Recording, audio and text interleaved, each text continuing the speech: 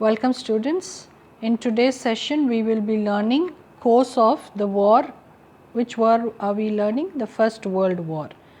So here what do I mean by course is the time between 1914 to 1918, the war period is what we call as course of the war. Two warring camps, central powers. So the warring nations, so already we have discussed earlier, the countries which were on a fight were divided into two camps. So that is what we are going to learn here. The warring nations were divided into two. The central powers consisted of Germany, Austria-Hungary, Turkey and Bulgaria.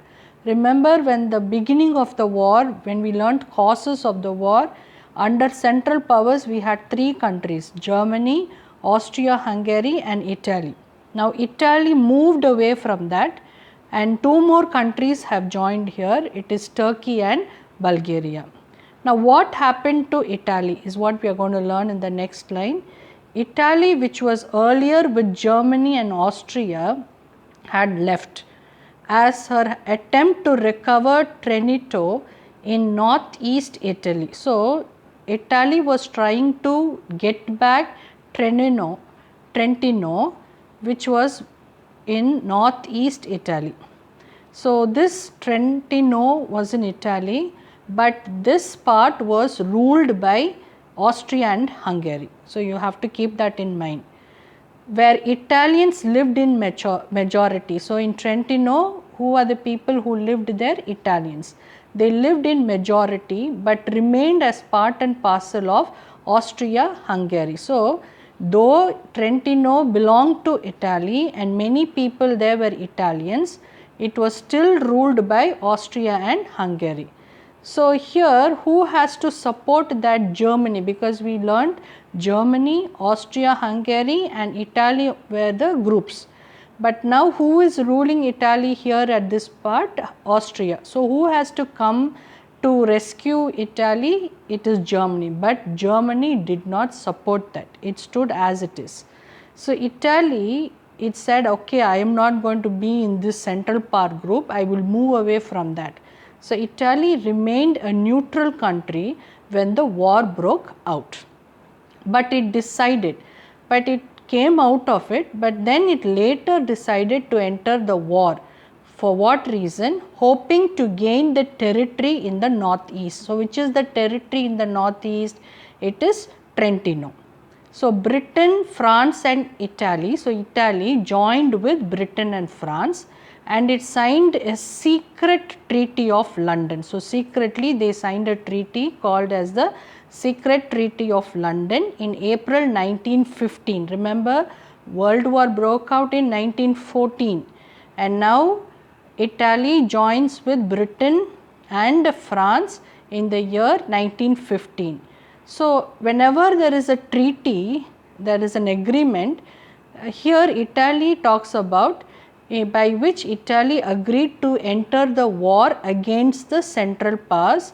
Why is Italy entering into the war? To gain back the territory. Which territory we spoke about earlier? Trentino. So this was one of the course. Okay. The next one we come to allies. 9 states that opposed the central powers were. So in one part we have central powers. There how many countries are there? We have Germany, Austria-Hungary, Turkey, Bulgaria as of now. But on the opposite side we have 9: Russia, France, Britain, Italy, the United States, Belgium, Serbia, Romania and Greece. So 9 of them. Romania and Greece declared war on the central power. So 2 of the countries here are putting up a war with the central powers in which year? 1916 and 1917 respectively. So here you should understand that Romania first declared war on the central powers in 1916, whereas Greece declared war on the central powers in 1917. So that is why it says respectively. But played little part in the war. So they did not take much part in the war, only a little part of the World War they were able to fight. But here most of the Americans, United States people, they wanted their country to remain neutral. So, United States was in the Allies group, but still they did not like the country people to fight. So, they stayed neutral for the first 3 years. United States gave only moral support and valuable material aid to Britain and France. So, United States during the first 3 periods, it did not enter into the war, but it gave support. What kind of support it gave? It gave material support to Britain and France. So, we move on to the third one, Sars, abortive attempts for peace. So, what do I here we refer to a person called Sars. So, abortive means failing, So, this person's attempt to create peace was always a failure. So, that is what we are going to learn here. Tsar Nicholas II of Russia. So, this man belonged to Russia. He suggested to the powers that they meet together to bring about an era of universal peace. So, he said, let us not fight, let us join together and create peace. In response to this, 2 peace conferences were held. So, listening to this, there were 2 peace conferences which were held in Hague in Holland in the year 1899 and 1907, but in vain, but this did not work out. So, Russia was already on the side of the Allies only, we already saw Russia was in the side of the Allies.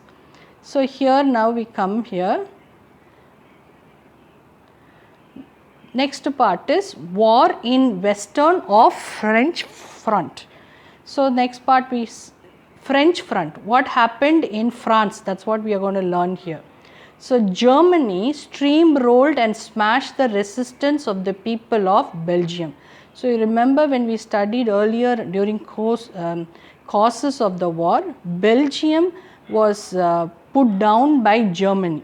So, Germany was trying to attack the people of Belgium, it was smashing the people of Belgium. On the side of the Allies, so the burden of the fighting fell on the French army. So, most of the countries were against the French people, French army. So, most of the war was fought in France. So, within a month what happened? Paris, which is the capital of France, seemed almost doomed. Doomed means destroyed. So, France was almost destroyed. Paris especially was almost destroyed. The next one we learn is battles of Tannenberg and Marne. Meanwhile, Russian forces invaded East Prussia. So, here you can see that Russian forces, they invaded East Prussia. Germany defeated them, but Germany defeated them. Prussia is one part of Germany. So, Germany was able to defeat Russia in that. In the Battle of Tannenberg, Russia suffered heavy losses. So, who suffered loss here? Russia. Yet, this caused distraction and helped to relieve the pressure on the Western Front. So, already in the Western Front, that is in France, we just now learnt that all of them were fighting or they are having their keen interest on France. But now because of these 2 countries fighting, that is Germany and Russia fighting, now their attention, the whole world attention turned over to this part of the country. So, which part of the country? Russia and Germany, they were fighting, so they were looking into that. The French army made all out efforts to drive away the invading Germans. So, at the Battle of Marne, which was in early September 1914, the French succeeding in pushing back the Germans. So, a battle was fought in a place called Marne, which is in the year 1914. The French was able to win back pushing out the Germans. Paris was thus saved. So, the Battle of Marne is a memorable for trench warfare. So, we must know what is trench warfare. It is as you can see in this picture, the soldiers would dig ditches below the earth and they will hide in those places and they will fight against their enemies. Those are called as trench warfare. And then we move on to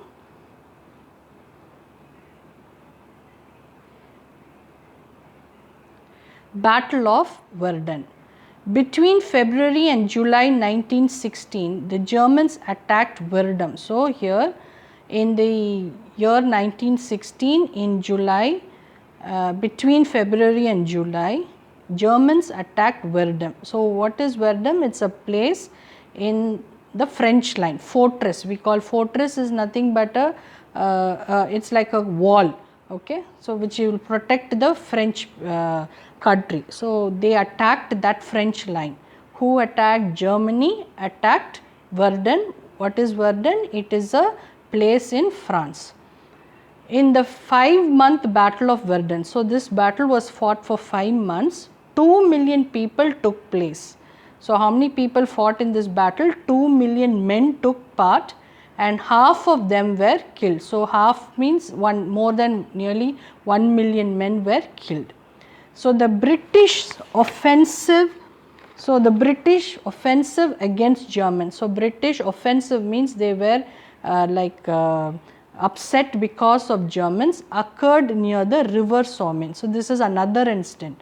So, the British who were upset against Germans. So, the British who were against German, they gathered in a place called Somme. In there a battle took place for 4 months, which is called as the Battle of Somme. Britain lost 20,000 men on the first day of the battle. So, who lost here? Britain. They lost 20,000 men on the first day. So, the Battle of Verdun, however, decided the fortunes of the war in favor of the Allies. So, this Battle of Verdun made people think that the war is going to be won by the Allies. So, that was the thought there. War in Eastern or Russian front. Now, what is happening in Russia is what we are going to study. In the Eastern front, Russian troops repeatedly defeated the Austrians. So, Russia defeated the Austrians, but the Russians were in turn defeated by the Germans. But who was defeating Russia? Russia was defeated by the Germans. Russia had the worst trained and equipped army, and therefore Russia losses were the greatest. So, why did Russia lose? Because she had not a good trained army or equipped army. That is the reason for her defeat. In 1917, the Tsar's regime is a group of people in Russia, were overthrown in a revolution. Revolution means protest. Okay. Russia wanted peace. So, here what happened? Russia was really upset because of that. So, she wanted peace, and consequently, so immediately it signed the Treaty of Brest-Litovsk, which took place on 3rd March 1918 with Germany. After this, the position of Germany became strong. So, here now Germany became strong because Russia signed a treaty, she wanted peace. It appeared as if the Allies were going to lose.